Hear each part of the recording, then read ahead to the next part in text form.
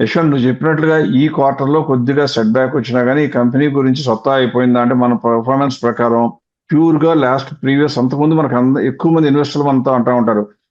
ప్రసాద్ గారు, మీ టీమ్ అంతా మీరు ఓన్లీ ఎగ్జిస్టింగ్ ఇన్ఫర్మేషన్ చూస్తారు గానీ, ఫ్యూచర్ ప్రాస్పెక్ట్స్ చూడరు కదా అంటారు.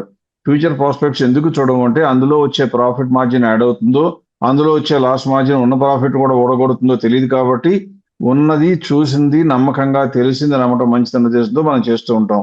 అందువల్ల ఈ కంపెనీ మన అనాలిసిస్ ప్రకారం, పాస్ట్ రికార్డ్స్ ప్రకారం చూస్తే కొనడానికి అర్హతలో లేదు. బికాజ్ ఇట్స్ నో గ్రోత్‌లో ఉంది కాబట్టి. At the same time margin ఏమైనా ఉందా అని చూస్తే కూడా గ్యాప్ కేవలం 6% ఉంది కాబట్టి, ఈ రేట్‌లో కూడా కొనడానికి పనికిరాదు, ఉంచుకోవడానికి కూడా పనికిరాదని మన యొక్క బ్రీఫ్ మెసేజ్. కాకపోతే ఇన్వెస్టర్లు కోరుకుంటున్నట్లుగా కొన్నిసార్లు మనం ఇక నుంచి ఈ వారం నుంచి ఏం చేద్దామంటే వీలైనంత వరకు కొద్దిగా ఆ కంపెనీలో ఏదన్నా సమాచారం ఉంటే కూడా వాళ్ళకి చేరవేద్దాం. దాన్ని బట్టి వాళ్ళు గనక ఫ్యూచర్‌లో అంచనా కట్టగలం అనుకుంటే వాళ్ళు నిర్ణయం తీసుకోవచ్చు. ఉదాహరణకి ఇందులోనే చూస్తే ట్రైన్ రన్ అవ్వాలంటే 2 పక్కల వీల్స్ ఉండాలి కదా! అలాంటి 50,000 వీల్ సెట్స్ ఓవర్ 10 ఇయర్స్ ఇవ్వడానికి ఒక పెద్ద ఆర్డర్ రావడంతో ఒడిస్సాలో ఉన్నటువంటి ఫెసిలిటీకి బ్రహ్మాండమైన పాజిటివ్ న్యూస్ అయింది. అది ఒకటి కంపెనీ యొక్క సపోర్ట్ ఇస్తుంది. Because investors start building hopes on that. అలాగే ఇంకోటేం జరిగింది, ఈ కంపెనీ ఇంకొకళ్ళతో ఎంఓయూ సైన్ చేసి, ఎలా సైన్ చేసింది? 150 కోట్ల వరకు ఆర్డర్ బుక్ వెళ్ళిపోయింది ఇప్పుడు. వీళ్ళ అంచనా ప్రకారం ఈ యొక్క కాంట్రాక్ట్ ఇవ్వడంతో, అంటే రెన్యూబుల్ ఎనర్జీతో నడిచే ట్రైన్‌లు కూడా సప్లై చేయడంతో, దాని మూలంగా 200 కోట్లకి తీసుకొస్తాము అంటున్నారు. ఇవన్నీ రావాలి అంటే 50,000 వీల్ సెట్స్ తయారు చేయాలన్నా, ఇలా తయారు చేయాలంటే క్యాపిటల్ ఎక్స్‌పెండిచర్ కావాలి. అంటే డబ్బులు రైజ్ చేయాలి. డబ్బులు రైజ్ చేయాలి అంటే వీళ్ళకి, మీరు నేను స్టాక్ మార్కెట్ వరకే చూస్తాం. స్టాక్ ప్రైసే చూస్తాం.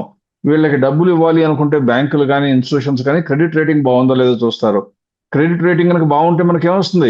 ఆటోమేటిక్‌గా ఈ కంపెనీకి అవసరమైన డబ్బులొస్తాయి.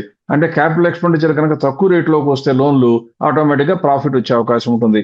అందువల్ల ఆ యాంగిల్‌లో చూసినప్పుడు క్రిసిల్ రేటింగ్ అయితే బ్రహ్మాండంగా ఏఏ ఇచ్చి రేటింగ్ ఇచ్చింది ఈ కంపెనీకి. అంటే స్టేబుల్ ఉన్నది అని. ఇందువల్ల బ్యాంక్ ఫెసిలిటీస్ అన్ని ఏమొస్తాయి, ఖచ్చితంగా తక్కువ రేట్‌లోనే రావడానికి అవకాశం ఉంటుంది. వీటన్నిటికి తోడు ఒక ఆశలు గనక బిల్డ్ చేసుకోవాలి అంటే, లాంగ్ టర్మ్ వెయిట్ చేయాలి అంటే, రైల్వే యొక్క సంబంధించినటువంటి ఇండస్ట్రీలో ఫ్యూచర్ ప్రాస్పెక్ట్స్ బావుంటాయని నమ్ముతుంటే కనుక మీరు ఈ కంపెనీ గురించి ఆలోచించొచ్చు. Otherwise strictly going by the past record, this company does not fit to be considered. Only if you are a risk taker, కొద్దిగా లాభం వస్తుందనుకుంటే లాంగ్ టర్మ్ అయినా వెయిట్ చేస్తాను. నాకు I want buy and hold అనే ప్రిన్సిపల్‌లో ఉంటే, లాంగ్ టర్మ్ వెయిట్ చేయగలిగే కెపాసిటీ, ఇంట్రెస్ట్ ఉంటే గనక అప్పుడు ఈ కంపెనీ గురించి ఆలోచించొచ్చు.